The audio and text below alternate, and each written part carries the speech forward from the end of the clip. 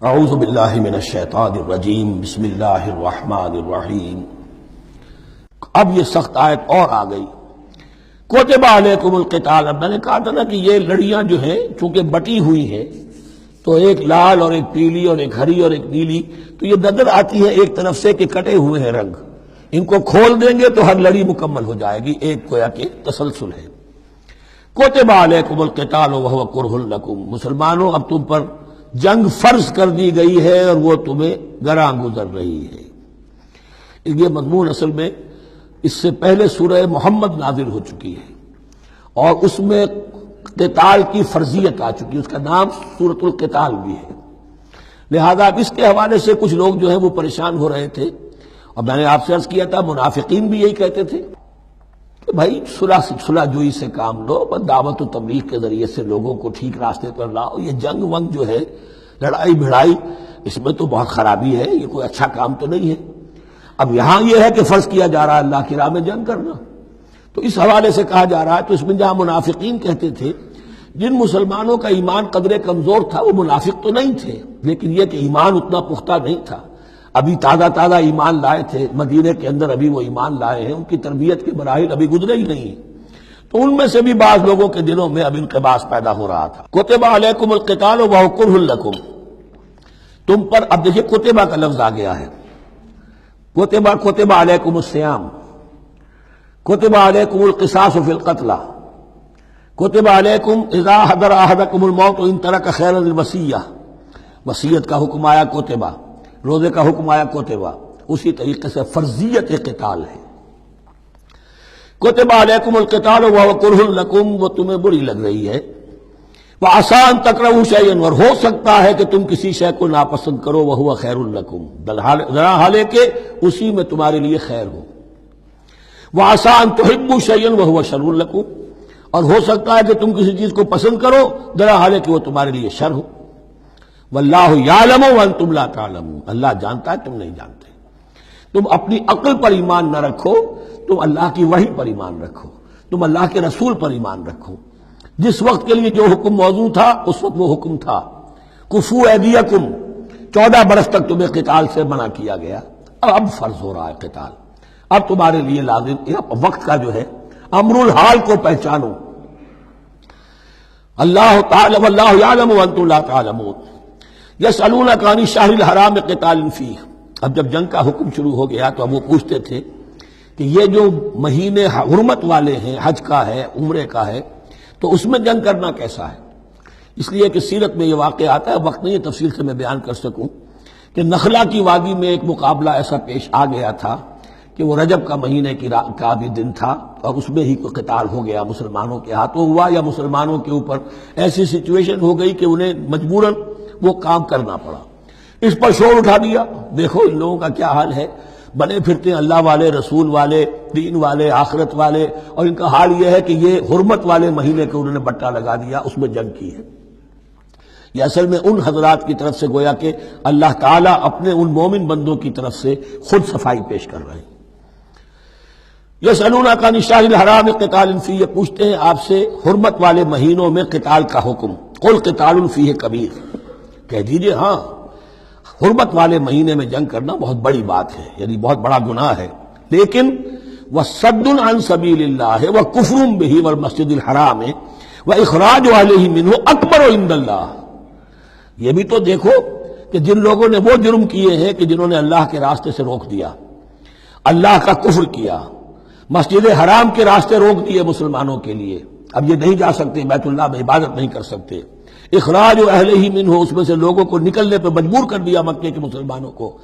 اکبر عند اللہ، گناہ تو وہ بھی ہے لیکن یہ کہیں بڑا گناہ ہے اللہ کے نزدیک۔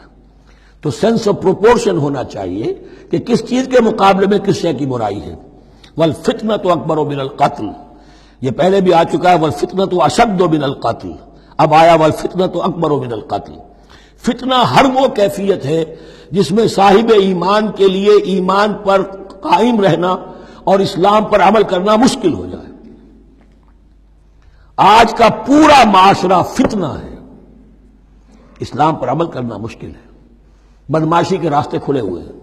حرام خوری کے راستے کھلے ہوئے ہیں، حلال عقل حلال، دانتوں پسینہ آئے تو شاید نصیب ہو۔ شادی کے نکاح کے راستے بند کیے ہوئے ہیں، یہ شرطیں ہیں اور یہ شرطیں ہیں اور یہ شرطیں ہیں اور یہ ہے اور یہ چیزیں لازمی ہیں، اور زنا کے راستے کھلے جائیے۔ جس معاشرے کے اندر جب غلبہ باطل کا ہوگا حق پر چلنا ممکن نہیں رہے گا۔ وہ جو باطل کا غلبہ ہے وہ سب سے بڑا فتنہ ہے، والفتنۃ اکبر من القتل، فتنہ جو ہے بہت بڑی شے ہے قتل کے مقابلے میں۔ ولا یزالون یقاتلونکم حتی یردوکم عن دینکم ان استطاعوا، اور سن لو یہ لوگ تم سے جنگ کرتے رہیں گے یہاں تک کہ لوٹا دیں تمہیں اپنے دین سے، اگر وہ کر سکتے ہوں۔ وہ تو تلے ہوئے ہیں اس پر کہ تمہیں لوٹا کر لے جائیں گے اپنے دین سے۔ یہاں اشارہ ہو رہا ہے مشرکین مکہ کی طرف، کیونکہ اب یہ تمہید چل رہی ہے سورہ بقرہ کے اندر غزوہ بدر کے لیے۔ اب اس کے بعد غزوہ بدر ہونے والا ہے، اس کے لیے ذہنی تیاری۔ ولا یزالون یقاتلونکم حتی یردوکم عن دینکم ان استطاعوا، وہ تو اپنی سے کوشش کرتے رہیں گے کہ تمہیں تمہارے دین سے پھرا کر لوٹا کر واپس لے جائیں اگر ان میں طاقت ہے۔ ومن یرتد منکم عن دینہ، اور سن لو جو بھی کوئی تم میں سے پھر گیا، مرتد ہو گیا اپنے دین سے، فیمت، اور اسی حالت میں اس کی موت آ گئی، وہو کافر، کہ وہ کافر ہی تھا، فاولئک حبطت اعمالهم فی الدنیا والآخرہ، تو یہ وہ لوگ ہوں گے کہ جن کے تمام اعمال دنیا اور آخرت میں حبط ہو گئے۔ پہلے کتنے ہی نیکیاں کی ہوئی تھی، کتنے ہی نمازیں پڑھی ہوئی تھی، کتنا ہی جو ہے انفاق کیا تھا، صدقات دیے تھے، کچھ بھی کیا، سب کا سب زیرو ہو جائے گا۔ وَأُولَٰئِكَ أَصْحَابُ النَّارِ هُمْ فِيهَا خَالِدُونَ، اور وہ ہوں گے جہنم والے اور رہیں گے اس میں ہمیشہ ہمیشہ۔ ان الذین آمنوا والذین ہاجروا وجاہدوا فی سبیل اللہ اولئک یرجون رحمت اللہ واللہ غفور رحیم، یقیناً وہی لوگ جو ایمان لائے اور جنہوں نے ہجرت کی اور جہاد کیا اللہ کی راہ میں، یہ وہ لوگ ہیں جو اللہ کی رحمت کے امیدوار ہیں۔ بڑا لطیف طنز ہے ان پر، جا رہے ہیں حرام کے راستے پر، اللہ رحمت فرمائے گا، اللہ رحمت نہیں فرماتا، اللہ کی رحمت کا مستحق بننا پڑتا ہے۔ اللہ کی رحمت کا مستحق وہی ہے، ان الذین آمنوا والذین ہاجروا وجاہدوا فی سبیل اللہ اولئک یرجون رحمت اللہ، وہ امیدوار ہیں اللہ کی رحمت کے، وہ امید کرے تو ان کی امید بجا ہے۔